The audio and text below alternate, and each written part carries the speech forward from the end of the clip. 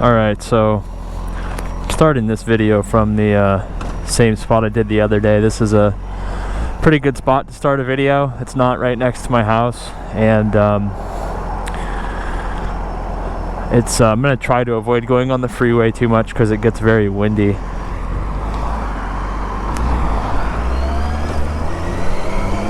But just to kind of finish up my thoughts on, and maybe I won't finish up my thoughts, I might talk in a few videos just about this topic, because again, I just watching the videos on the Better Bachelor guy, and there's all sorts of things on that, but it's not really anything against women. I think it's just the reality of human nature. I think men would do the same thing if they were in women's position, and you know, vice versa, obviously. But if you fundamentally have a lot of options in your life, or have the perception of having a lot of options, then it's very hard for you to settle down with any one person, or to think that the person you have is enough, right? You know, it's like, you can relate it to a lot of things. It's, you know, like, why would you want to go eat at the same restaurant if you could eat anywhere you wanted to? Or why would you want to play the same video game, even if it's like, you know, Zelda, the Ocarina of Time, you know, one of the best video games ever? But why would you want to do that? You know, you can play any video game you want.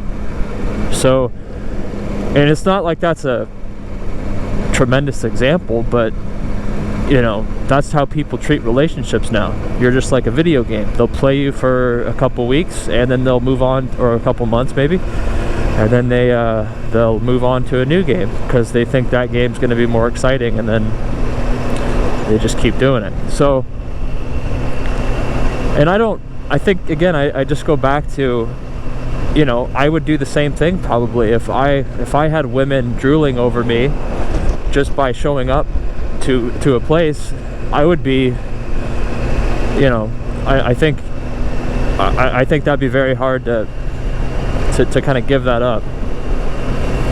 And the thing is, most men just don't have that. They have to put in a lot of work to get any attention from really any female, unless you're, you know, like he says, unless you're in the top, you know, if you're a very good looking man. Maybe 10 to 20% of men is what he says a lot, which is probably true. And so the trap that you run into as a woman is that, you know, 80% of women are basically trying to get attention from the same 10% of guys. And so the guys that are in that 80%, you know, it's just very hard. It's very hard, it's stressful. You know, even if you get into some relationship, that a good-looking woman is always going to get attention from good-looking guys, or, you know, even a decent-looking woman is going to get attention from good-looking guys, and she could be tempted to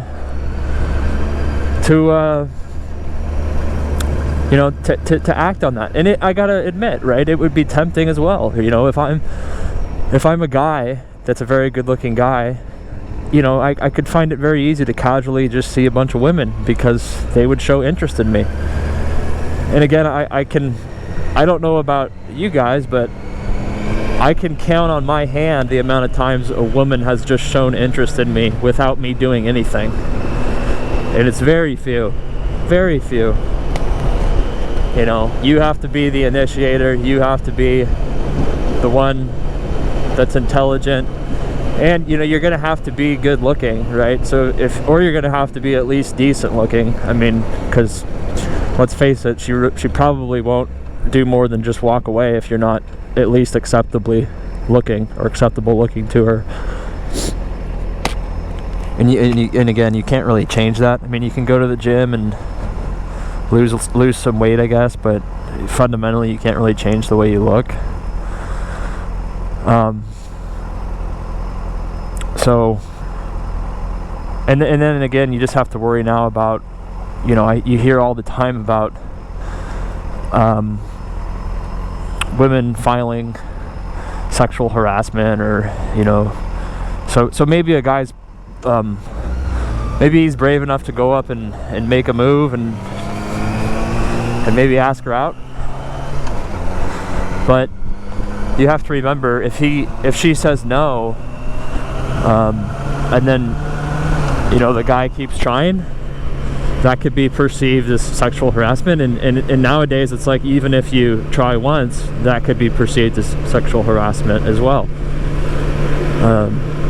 And so I mean, it's a nerve-wracking thing to do, even if you're not, unless you're a really, really good-looking guy, because then you just know that, most likely she's going to be open to talking to you, unless she really does have a boyfriend and is honest about it. Then maybe she just, or a lot of women will say that, right? I've heard that happen. I've actually, I've seen it happen a lot, right?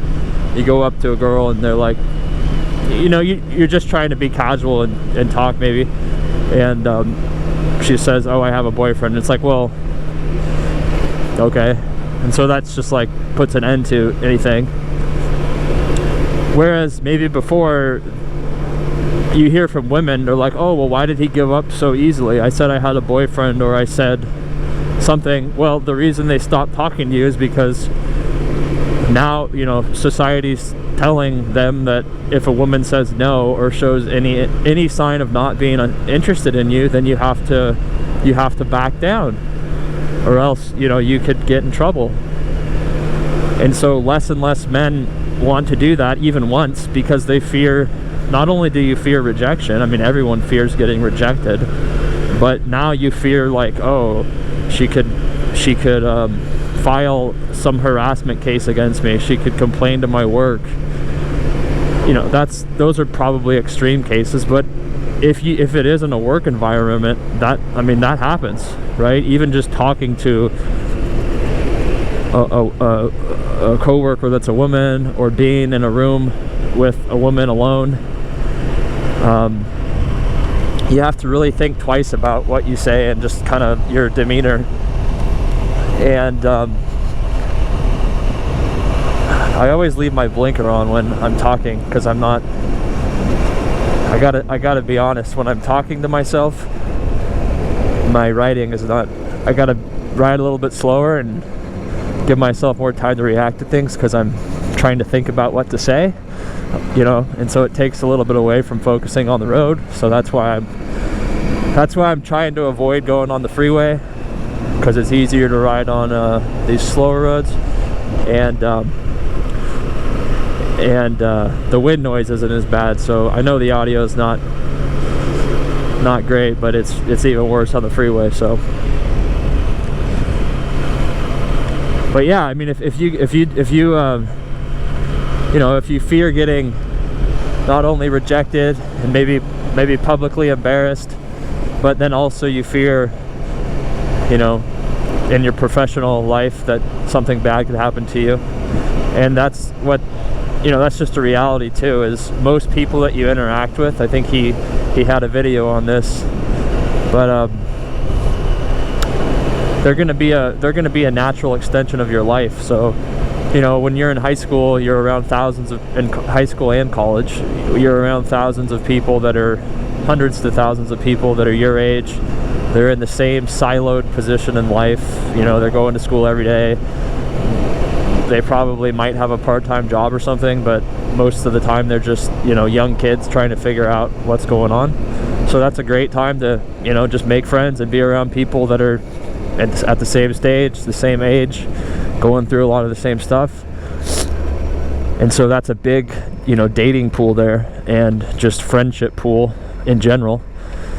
And I call it the cocoon of life, because once you get out of that, you're in real life, and you realize that, wow, my life now is a lot less people. They're not really, some of them might be my age, but most of them are not. And the only way that I can meet people now is if I can't really meet people in my daily life unless I seek it out.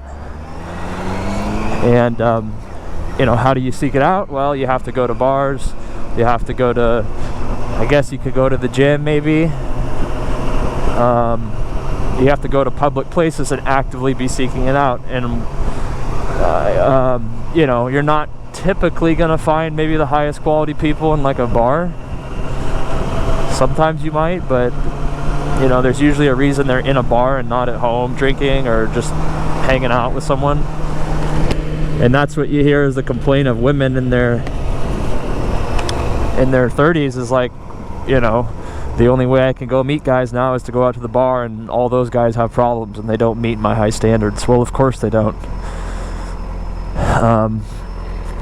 And so that's just the reality they're left with. They no longer get all the attention they got.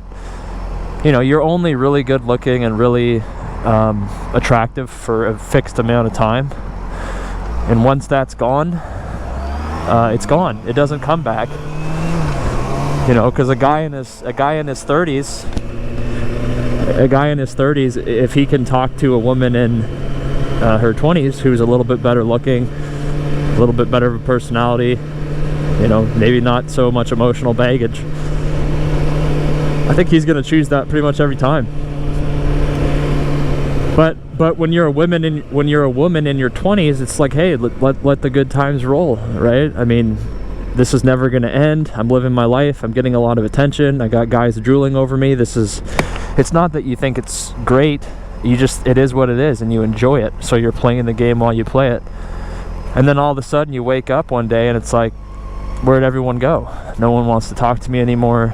You know, I'm not getting looks from people that I used to. I'm getting approached by men, but they